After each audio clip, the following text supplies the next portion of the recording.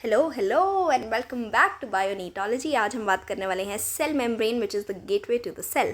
Cell membrane का structure जो है वो एक्सप्लेन किया गया था after the discovery of electron microscope in 1950s। इससे पहले जो है केमिकल एनालिसिस ज़रूर हो रहा था जैसे कि आरबीसी की मेम्ब्रेन पर, और उससे हमने पता लगाया कि सेल मेम्ब्रेन आरबीसी की मेम्ब्रेन बेसिकली 40% लिपिड और 52% प्रोटीन्स की बनी हुई है। आफ्टर इलेक्ट्रॉन माइक्रोस्कोप डिस्कवरी हमें पता लगा कि सेल मेम्ब्रेन के स्ट्रक्चर में लिपिड प्रोटीन के साथ साथ कार्बोहाइड्रेट्स भी प्रेजेंट होते हैं।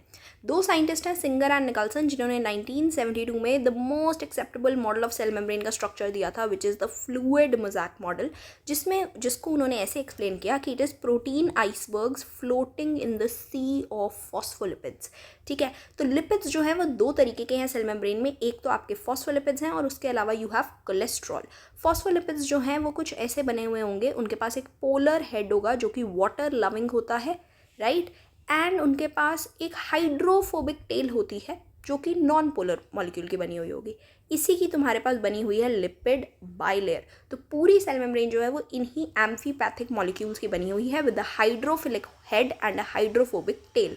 इनके अंदर मूवमेंट देखने को मिलती है फ्लिप फ्लॉप मतलब ऊपर से नीचे, नीचे से ऊपर, या लेटरल मूवमेंट में राइट एंड लेफ्ट जा सकते हैं ये। ठीक है, इसके अलावा the second lipid molecule which is present in the cell membrane is cholesterol. Cholesterol जो है वो फ्लूइडिटी एंड स्टेबिलिटी प्रोवाइड करता है मेम्ब्रेन को। The next thing we come to is proteins. Proteins जो है वो दो तरीके के हो सकते हैं, या तो इंटीग्रल और इंट्रिंसिक प्रोटीन्स या peripheral proteins. Integral intrinsic proteins जो होते हैं वो या तो पूरे के पूरे एम्बेड होंगे तुम्हारी फॉस्फोलिपिड में, या they will be partially embedded, जैसे कि ये। एक्सट्रिंसिक प्रोटीन जो है या पेरिफेरल प्रोटीन्स वो सिर्फ बाहर के सरफेस लेवल पर लगे हुए होते हैं।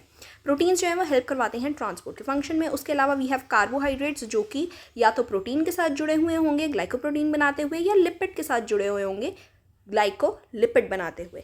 फंक्शन क्या होता है सेल मेम्ब्रेन का? Obviously it's first of all the limiting boundary of the cell. It helps in formation of intercellular junctions, endocytosis, secretion, cell growth, cell division in animals.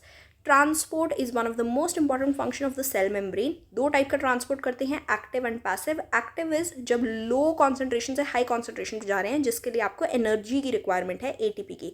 Up hill transport है against the concentration gradient.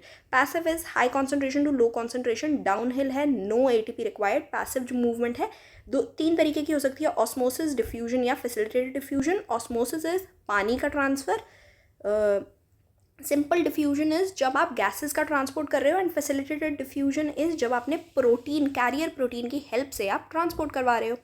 That's for all. Follow for more.